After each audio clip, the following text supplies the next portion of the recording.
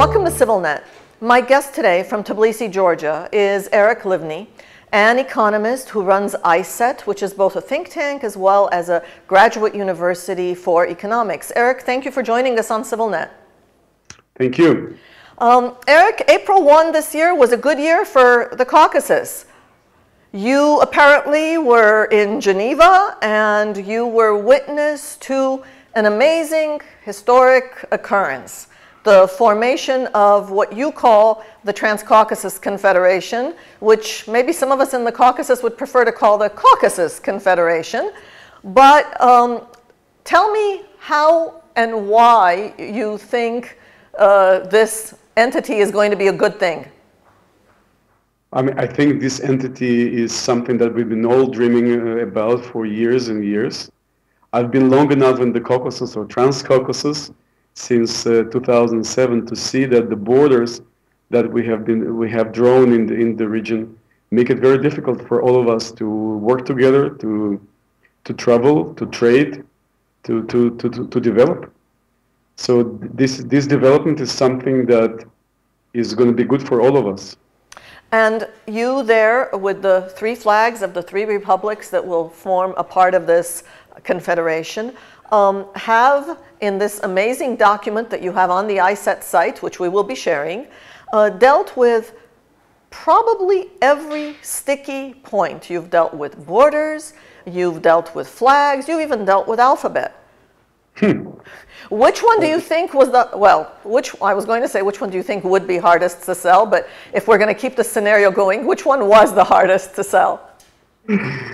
Well, the hardest was the alphabet, I must say, given the differences between the three alphabets that are in use currently in the region.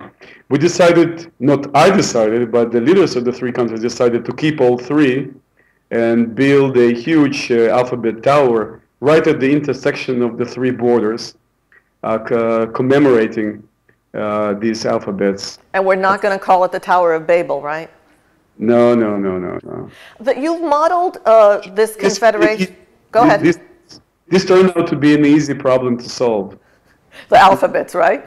Yes. You've modeled this confederation very much on the Swiss Confederation. Don't make this mistake. I didn't model anything. It was the leaders of the three countries that came up with this model.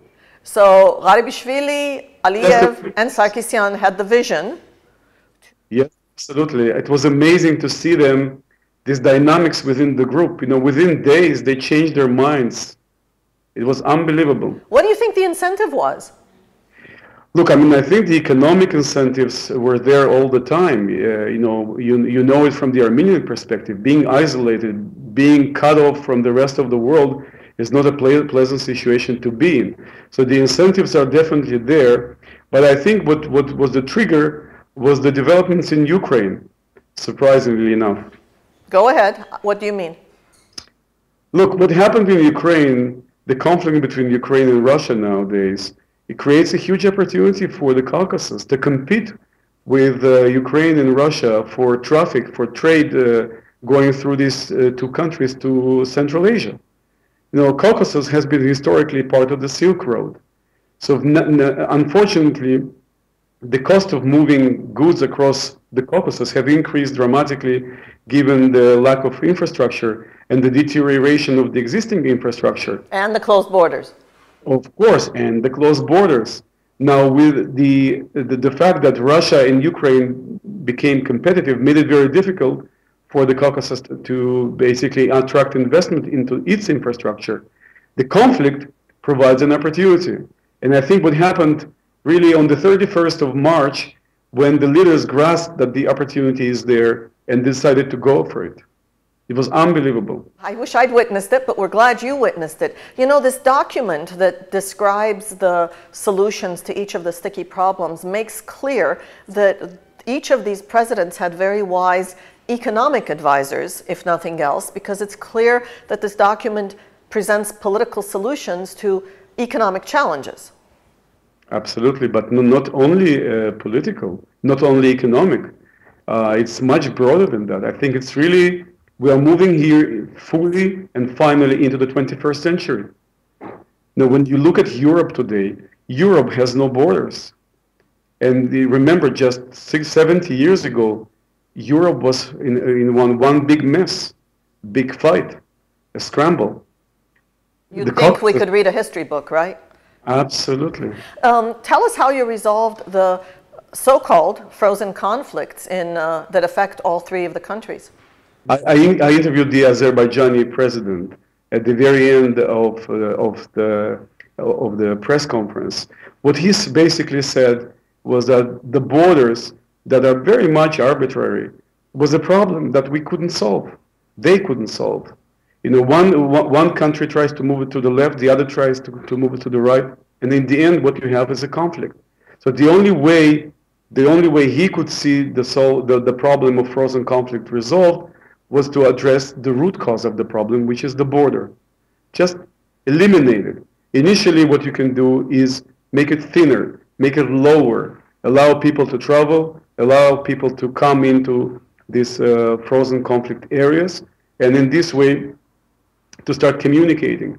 And then over 5 years, a 5-year period of confidence-building measures, you know, the borders will be finally eliminated as such, just like in Europe. Sounds absolutely great. Tell us one more thing. How did you deal with the interests of the global powers in the region, the Collective Security Organization, NATO? What do we do with alliances? Well, this is another major issue. You see, in the current situation, when the Caucasus is divided, the great powers are trying to divide it even further. And each one is trying to pull one or the other country into its own alliance. Just now, we've seen, about a month ago, Armenia being pulled away from Europe into the so-called Eurasian Union, at the same time as Georgia is trying to jump onto the European Union. And Azerbaijan is somewhere in between, undecided. Now, with the Transcaucasian or Caucasian Confederation being formed, all this haggling will be over. Instead of being pulled in different directions, the three countries will work in the same direction. And together they will have much more bargaining power. So they will be able to get a much better deal from both the West and Russia. And maybe China further, looking into the future.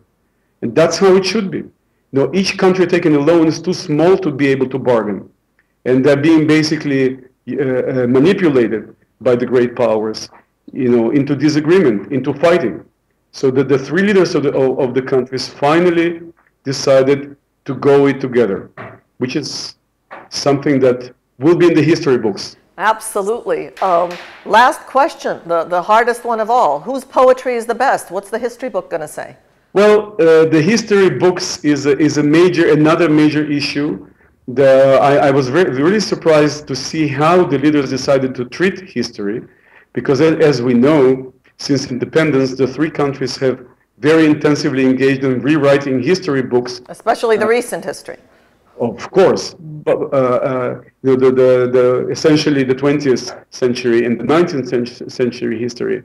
So what the three leaders agreed is to form a joint task force, a broad regional task force, very much inclusive, not only Armenians, Azeris, and Georgians on it. In fact, other minorities would also be part of the task force to jointly come up with a way to rewrite all regional books and to come up with a single history book for the region in which all narratives will be combined into one Caucasus narrative of the history.